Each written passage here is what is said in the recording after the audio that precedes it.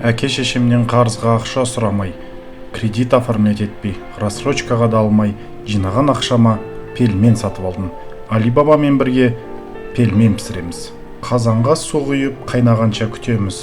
Қайнаған суға бір тал галина бланка саламыз да пельменімізді лақтырамыз. Пельменіміз иттер сияқты жапсып қалмасын деп араластырып тұрамыз. Өлген балықтар сияқты судың бетіне пельменіміз қалқып шығады. Сол кезде крышкасын 10-15 минутқа жауып қоямыз. Сол уақыт аралығында сарымсағымызды тураймыз.